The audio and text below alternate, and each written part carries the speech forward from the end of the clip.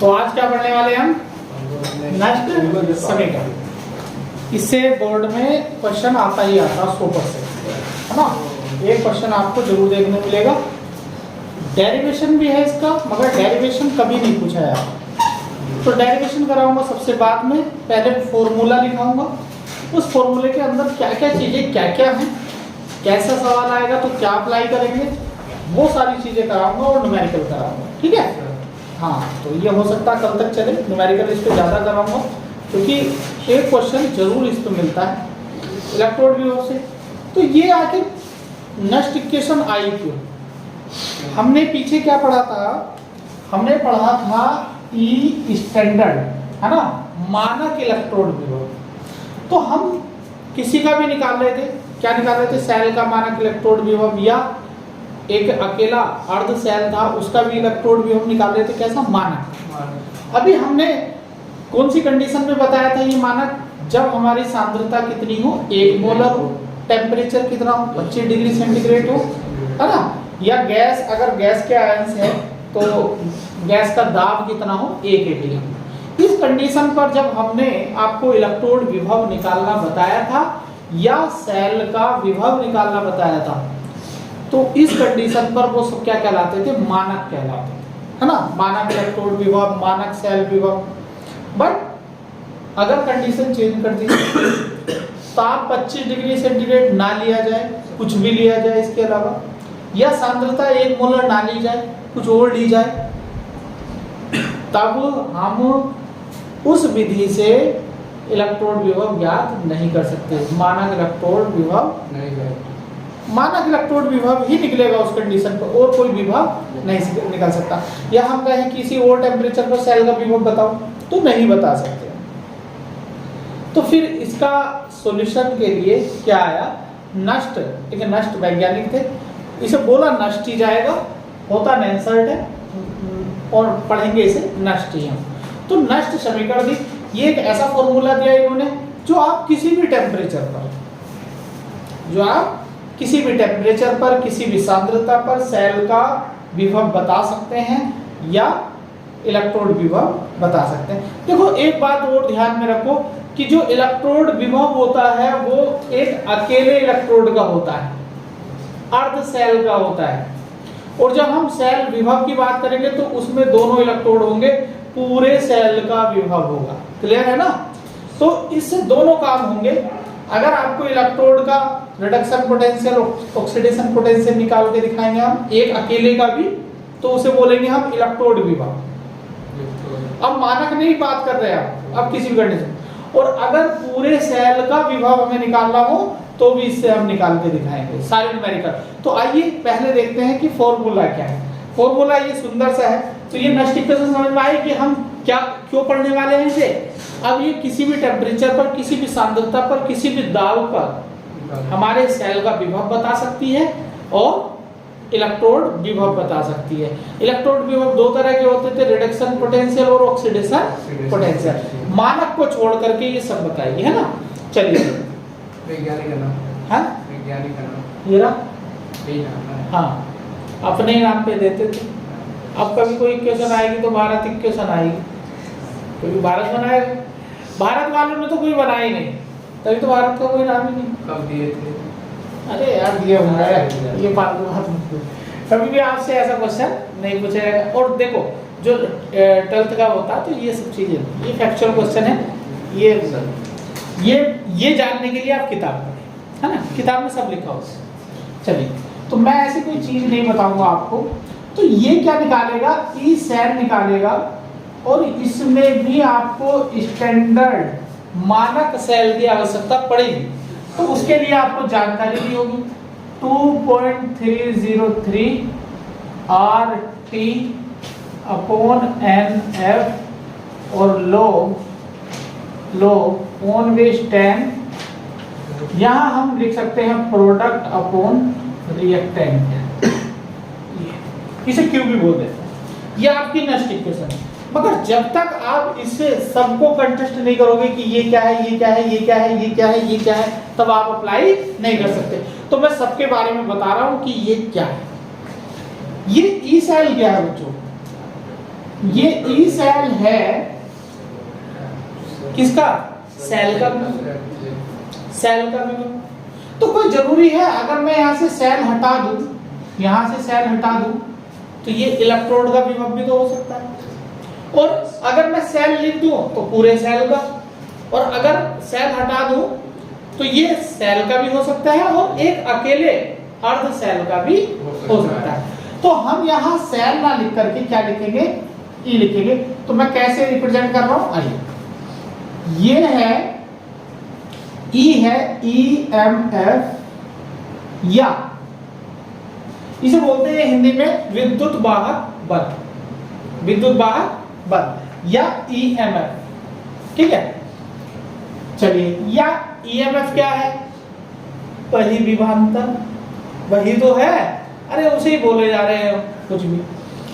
या इलेक्ट्रोड विभव किसी भी ताप पर, किसी भी ताप या सांद्रता पर सेल का विभव और इलेक्ट्रोड विभव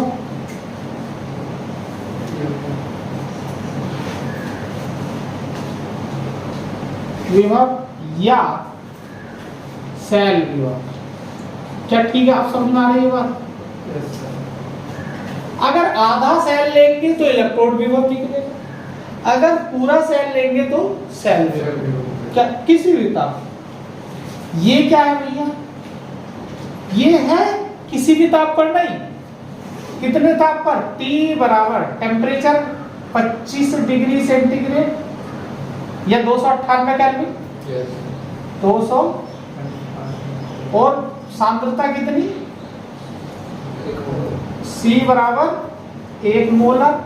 सांद्रता C से रिप्रेजेंट कर दो, 1 मोलर पर, या P18 भी लगा लो भैया, P18 भी लगा लो। P बराबर 1 atm अगर गैस है तो गैस के लिए, पर इलेक्ट्रोड विभव, इलेक्ट्रोड विभव या पर इलेक्ट्रोड विभव नहीं है, मानक इलेक्ट्रोड विभव, पर मानक इलेक्ट्रोड विभव या मानक सेल। क्लियर है ये चीज? बात समझ में आ रही है ना? अब ये मत सोचना कि यार इलेक्ट्रोड विभव भी लिख रहे हैं। अरे भैया अगर अकेला होगा तो इलेक्ट्रोड विभव तो निकलेगा, उस पर जो विभवांतर होगा। चलिए, ये R क्या है? गैस कांस्टेंट है, गैस नियतांक, गैस नियतांक। इसकी वैल्यू हम लेंगे 8.314 जूल पर मोल केल्विन। R हो गया। T क्या है? यहाँ टेम्परेचर है, जो हमेशा किस में लिया जाएगा? केल्विन में लिया जाएगा। F क्या है? फैराडे कांस्टेंट है, Faraday constant, FARRAD, Faraday, Faraday constant. बताओ इसकी वैल्यू कितनी थी? 96,500, या 1 मोल इलेक्ट्रॉन आवेश का मान भी है, 1 मोल इलेक्ट्रॉन आवेश का, ये हम बता चुके हैं आपको। N क्या है? इलेक्ट्रॉन्स की संख्या, इलेक्ट्रॉन्स की। यार ये बंद करो पंखा, अब तो ठंडी हवा आ रही है, बिल्कुल बंद कर दे यार। वो माइक वाला वो नहीं मिल रहा है, वायर वाला। P क्या है? आइए, P है प्रोडक्ट। क्या है P? उत्पाद या प्रोडक्ट बोल सकते हैं। R है रिएक्टेंट, अभिकारक। अभी समझाऊंगा P और R के विषय। तो ये तो हम पहले भी पढ़ रहे थे, मगर पहले हमने ई सेल या ई नहीं पढ़ा था। इलेक्ट्रोड विभव हमने क्या पढ़ा था? केवल मानक।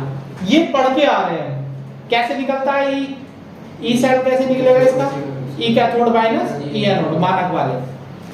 आर की वैल्यू पता है, टी की वैल्यू पता है, ये 2.303 ये कांस्टेंट है, log 10 प्रोडक्ट अपॉन रिएक्टेंट, ये नई चीज है, ये कैसे निकलेगी आइए मैं बताता हूं इसके विषय में। तो अब समस्या एक और आने वाली है कि यार आर की वैल्यू तो फिक्स है 8.314, टेम्परेचर भी फिक्स रहेगा, कितना, ज्यादातर आपको 25 डिग्री सेंटीग्रेड मिलेगा, कितना मिलेगा 25 degree centigrade room temperature. F भी फिक्स है 96,500, तो बार बार हम इसे ना रख के एक बार उसकी कैलकुलेशन कर लेते हैं।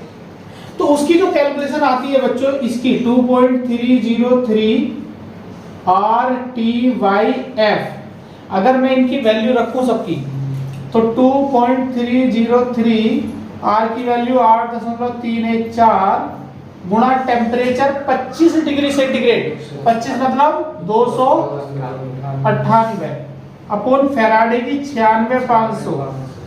तो बच्चों ये जो वैल्यू आती है ये आती है 0.059, 0.059 आती है।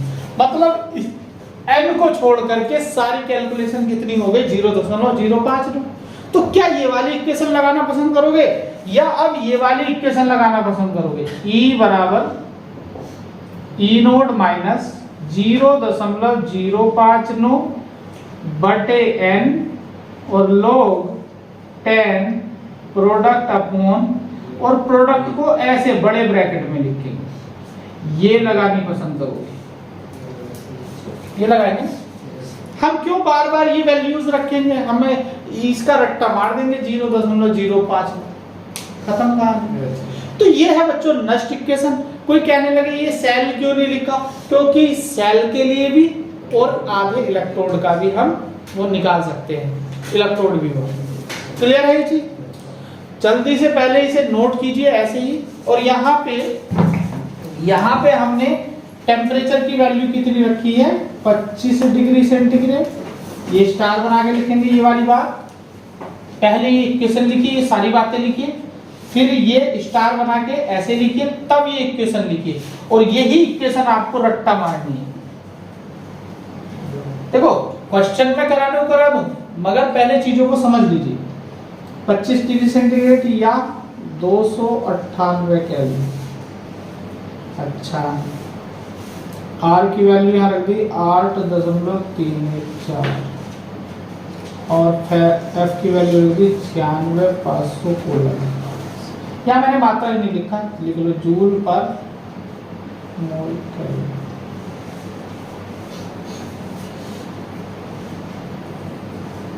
जूल पर मोल केल्विन और एफ बराबर 96। क्वेश्चन तुम अपने आप कर लोगे क्योंकि गणित वाले हो, मगर तरीका आपको बता। हाँ, तो हमारी जो इक्वेशन आ गई है ये आ गई E बराबर E नोट माइनस 0.059। ये सवाल सीख लेना भाई सभी, ये आता जरूर है 100%। ये 4 नंबर का आएगा या कभी कभी 2 नंबर का भी आएगा, 4 का ही आएगा। देखो ये आ गई हमारी नेक्स्ट इक्वेशन।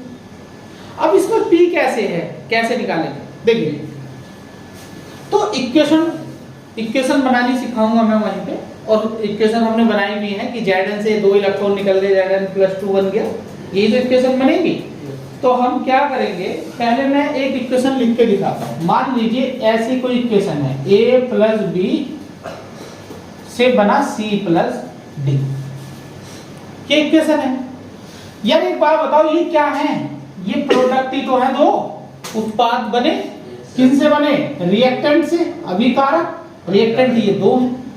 अगर मैं इसके लिए P लिखना चाहूं तो क्या लिखूंगा ऊपर C × D, और रिएक्टेंट लिखना चाहूं तो क्या लिखूंगा A × B, ब्रैकेट में लिखेंगे। इनकी सांद्रता आपको दी होगी, इनकी सांद्रता मान लीजिए ये दिया है रिएक्टेंट, मान लीजिए अभी छोटा सा ही करवाता हूं,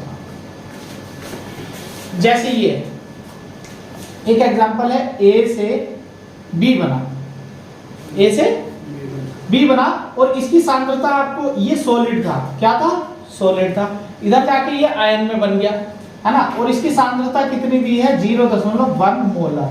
ऐसे करके कि इतना बना ये 0.1 मोलर।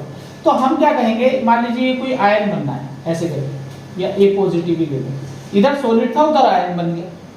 तो अब बताओ प्रोडक्ट की जगह क्या लिखा जाएगा, A+ लिखा जाएगा नहीं? और उसकी सांद्रता बाद में उसका मान कितना लिखा जाएगा, 0.1 लिखा जाएगा। क्लियर है ये चीज? अच्छा, नीचे क्या लिखा जाएगा, ये A लिखा जाएगा, सॉलिड है।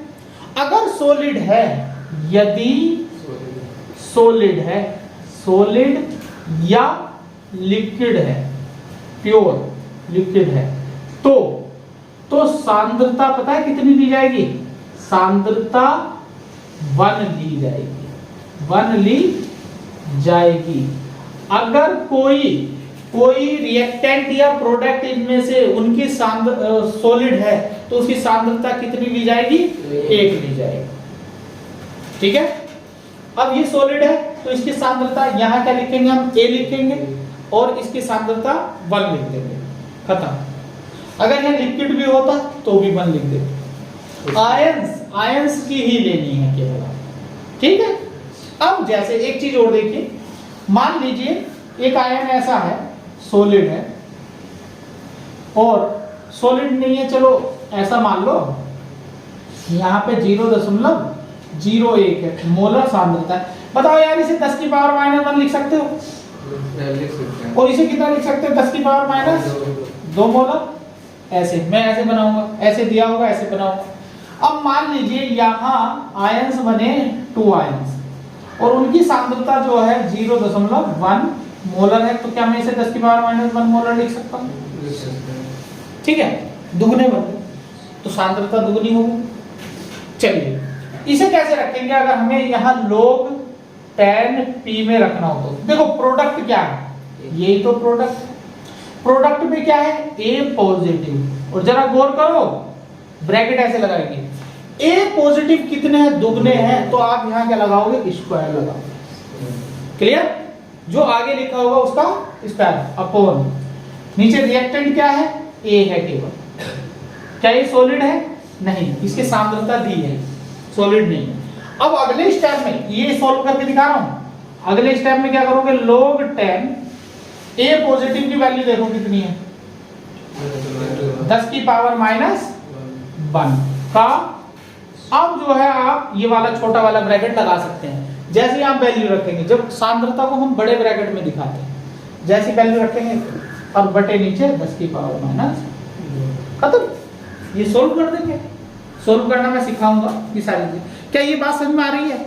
मैं ऐसे इक्वेशन बनाऊंगा, इक्वेशन ऐसे बनेगी और इक्वेशन ऐसे बनेगी तो ऐसे लिखा जाएगा। अगर आगे 2 है तो वो खोपड़ी पे चला जाएगा, सांद्रता में रखते। क्लियर है ये चीज? करेगा, हाँ?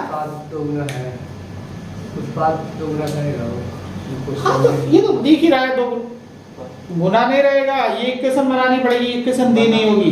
ये देखो अभी क्या क्या नहीं दिया होगा क्वेश्चन में, वो हमें सीखना पड़ेगा। ठीक है, चलिए ये बात समझ में आई? अच्छा, तो ये तो मैं वहीं पे करके दिखा दूंगा आपको, चाहे नोट करनी है तो नोट कर सकते हैं। तो ये और तरीका कैसे लिख सकते हैं इसे ये सब क्या होता है, Q होता है। ये सब क्या होता है, P/R क्या होता है, Q होता है। तो अगर मैं इसका Q लिखूं तो ऊपर लिखूंगा A+ और अपॉन A सॉलिड। ठीक है, ऐसे लिखेंगे।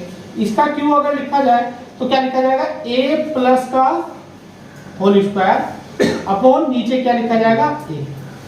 ठीक है, फिर आप क्या लिख सकते हो, A+ का होल स्क्वायर 10 की पावर -1 का होल स्क्वायर अपॉन 10 की पावर -2।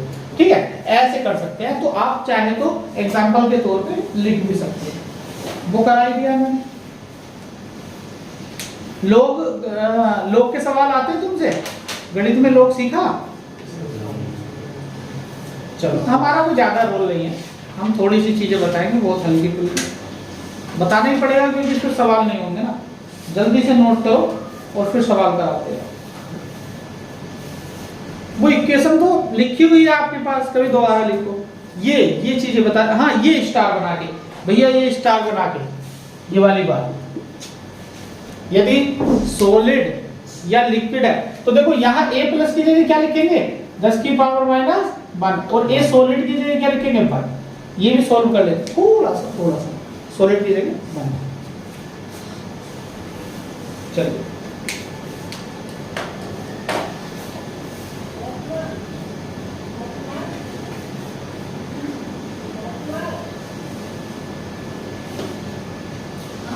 ठीक है। अब लोग और बता दो, क्योंकि लोग भी परेशान करेगा ना। हाँ टेन रहेगा तो सोल्व करना है, और 10 नहीं रहेगा, अरे वो ऑलरेडी 10 कर गई है। ये जो मान आया है 2.303 था, वो 10 लगा के ही आता है। अगर ln होगा या e बेस होगा तो 2.303 नहीं आता है। अभी बता दो ये बात। 11 में नहीं पढ़ा गया, 11 तुम्हारा बेकार है। चलिए कोई बात नहीं, अरे 11 नहीं, तुम अब जो पढ़ा रहे हैं उसे बढ़िया से कंटेस्ट करते रहो।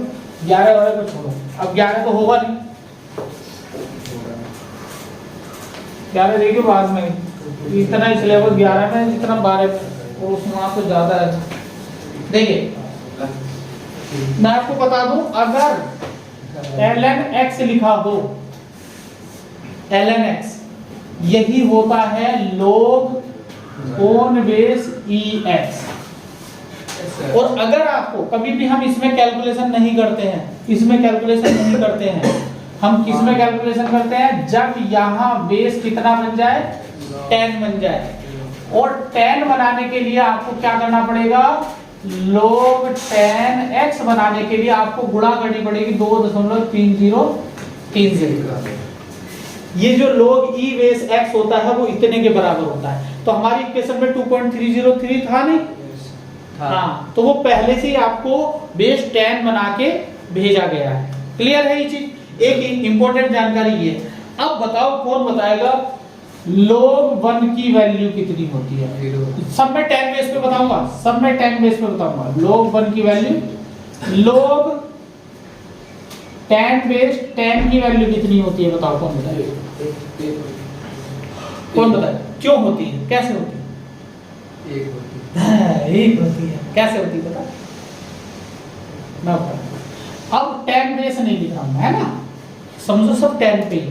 लो यार देख लो, तो देखो इसे ऐसे लिखते हैं, ध्यान करो, log 10 बेस 10 की पावर 1, 10 की पावर 1 है। ये पावर आगे आ जाएगी बच्चे, ये आगे आ गई, इसे हम आगे ले आते हैं। ये काम हम करते रहेंगे, उसमें बहुत करेंगे ये वाला काम। log 10 बेस 10, देखो आधार भी सेम है और वैल्यू भी सेम है।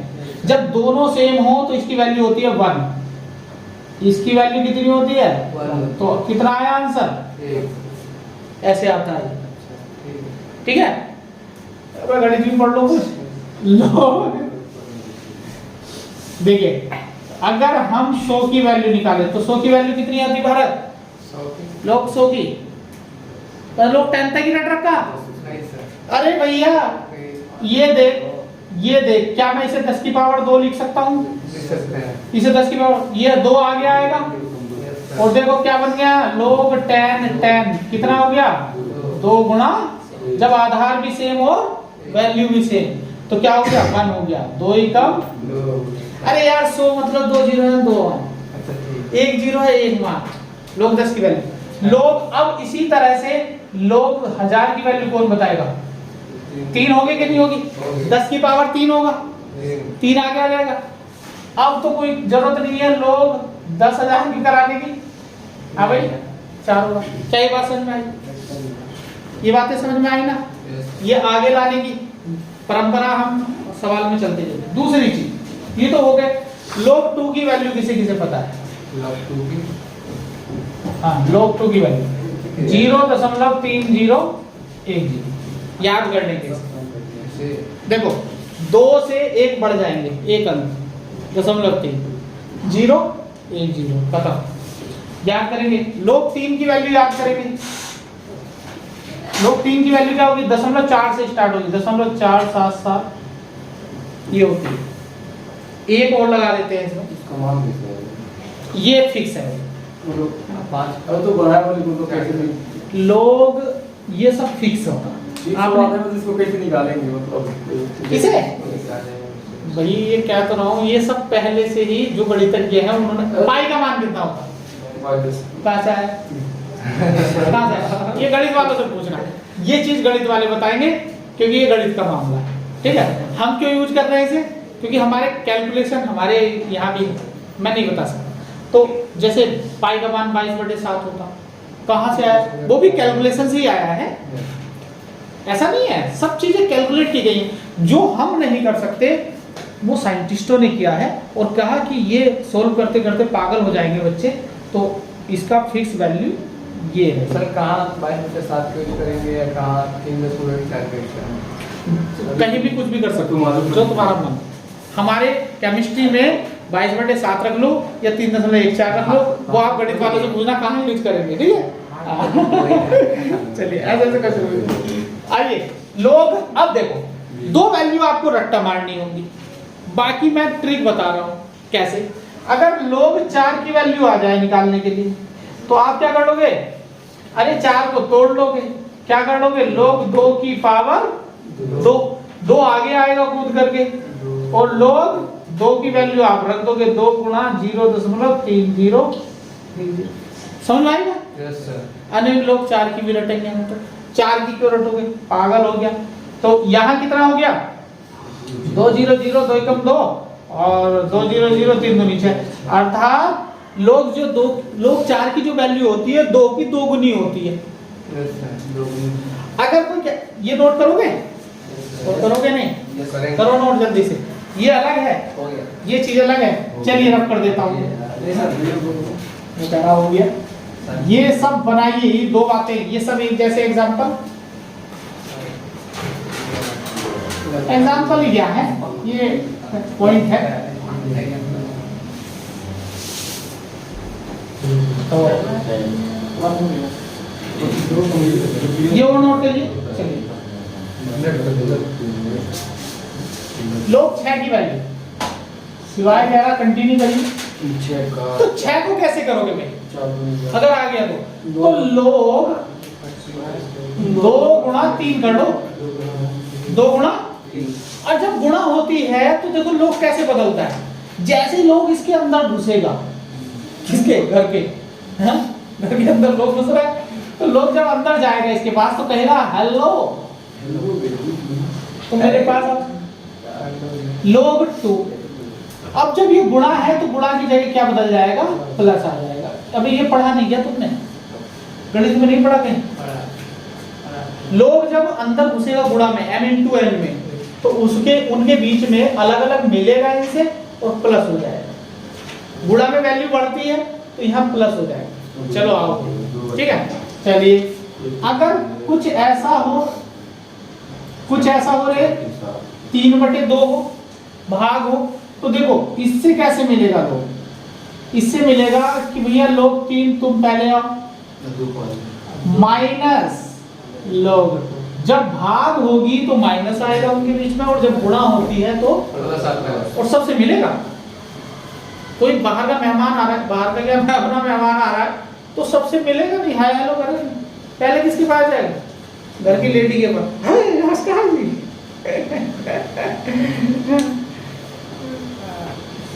अरे फूफा जी आएंगे तो पहले तो अपनी सलस से मिलेंगे।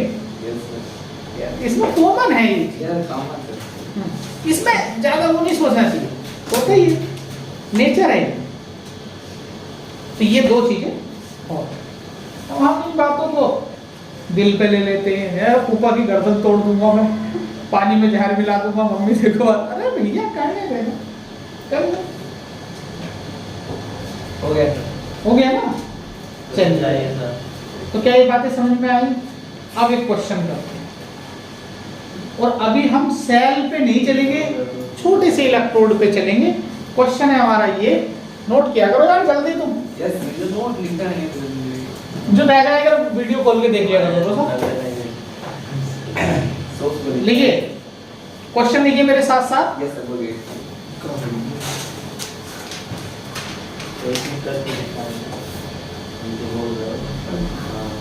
लिख ही लो यार, बोल के नहीं लिख पाओ। देखिए Fe2 पॉजिटिव है, नोट करो मेरे साथ। इसकी सांद्रता 0.01 मोलर है। फिर Fe सॉलिड है एट 25 डिग्री सेंटीग्रेड, या ऐसे लिख लो 25 डिग्री सेंटीग्रेड पर, 25 डिग्री सेंटीग्रेड पर अब रिडक्शन पोटेंशियल, अपचयन विभव इलेक्ट्रोड का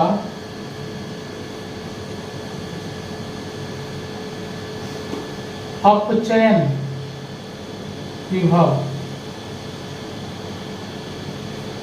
ब्रैकेट में लिख लेंगे रिडक्शन पोटेंशियल। बताओ बताओ, ज्यादा ऊपर तो नहीं हो जा रहा? ठीक है यार। सर उठा दीजिए थोड़ा।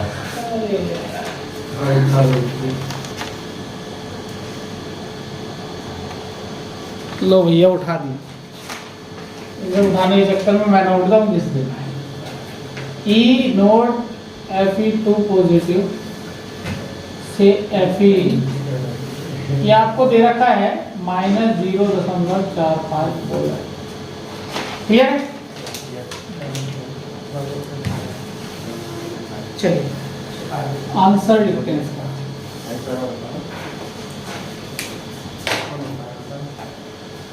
देखिए पहले इस क्वेश्चन को समझिए। ये जो दिया है आपको, क्या दिया है? ये आधा सेल दिया है। क्या दिया है? आधा सेल। 25 डिग्री सेंटीग्रेड क्या दिया है? मानक कंडीशन दी है ना। ये क्या है? इलेक्ट्रोड का अपचयन विभव। इलेक्ट्रोड का अपचयन विभव मतलब एक सिंगल अर्ध सेल दिया है, उसमें इलेक्ट्रोड है, उसका अपचयन विभव बताना है। ऑक्सीडेशन विभव भी पूछ सकता था, ऑक्सीकरण विभव भी पूछ सकता था आपसे, तो वो भी मैं बताऊंगा दोनों साथ साथ।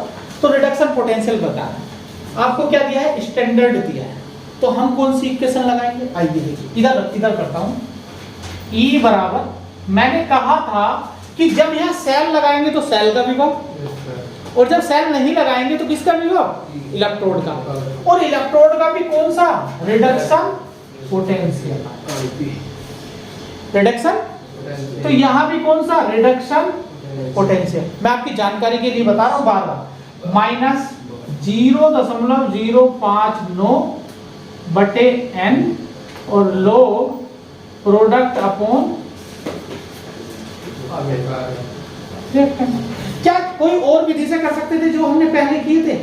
नहीं कर सकते, क्योंकि वहां तो हमें ई नोड निकालना होता था और वो चीजें दी हुई होगी। ठीक है, आइए अब भैया क्या हुआ, चलिए देखते हैं। क्या ये चीज हमें दे रखी है रिडक्शन पोटेंशियल? देखिए यो, क्या ये रिडक्शन पोटेंशियल ही है? दो ले लिए हैं तो ये रिडक्शन पोटेंशियल है। ठीक है, मैं इसके लिए क्या लिख देता हूं? 0 माइनस 0.059। बताओ n क्या है? इलेक्ट्रॉनों की संख्या। तो कौन बताएगा इलेक्ट्रॉन कितने हैं? समीकरण लिख लो, समीकरण लिख लो। समीकरण कैसे लिखनी सीख लो भैया। Fe2 पॉजिटिव से कहां जा रहा है? Fe पे जा रहा है। Fe2 पॉजिटिव से यार Fe सॉलिड बन गया। क्या बन गया? सॉलिड बन गया। कितने इलेक्ट्रॉन लिए होंगे इसने? 2 इलेक्ट्रॉन। तो n की वैल्यू कितनी आई? 2 इलेक्ट्रॉन। n की वैल्यू 2 आई। समीकरण लिखनी जान गए। अब देखिए Fe2 पॉजिटिव की सांद्रता कितनी दी है? 0.01 मोलर, ये दी है सांद्रता। और Fe सॉलिड है तो इसकी सांद्रता कितनी होगी? 1 मोलर। मैंने पहले ही बता दिया। आइए n का मान रखिए आराम से यहाँ 2, और log प्रोडक्ट क्या है इसमें? ये है प्रोडक्ट, ये है प्रोडक्ट, भैया वो है प्रोडक्ट। उधर बनता है, उत्पाद बाद में तो बनेगा जो चीज हमें चाहिए। ठीक है, और रिएक्टेंट, रिएक्टेंट मतलब पहले अभिक्रिया जो कर रहे हैं, अभिकारक, अभिक्रिया करेंगे तभी तो उत्पाद बनेगा, तभी तो। देखिए तो प्रोडक्ट है हमारा Fe, तो Fe क्या है, सॉलिड है, अपॉन रिएक्टेंट क्या है, Fe2 पॉजिटिव। ऐसे कर, क्या ये बात समझ में आ रही है? चलिए आगे और बढ़िए। इसे सोल्व बिल्कुल नहीं करना है, कभी 2 से भाग देने लगो, कोई नहीं करेगा, क्योंकि हमारी कैलकुलेशन आगे जाके बहुत आसान हो जाएगी। 5 9/2 और भैया लोग 10 ही है, कोई यहाँ कुछ और ना समझे, 10 है। Fe की वैल्यू कितनी है, 1 बटे Fe2 पॉजिटिव की वैल्यू कितनी है, कितनी है ये 10 की पावर -2, तो इसे लिखेंगे 10 की पावर -2। क्लियर है ये चीज?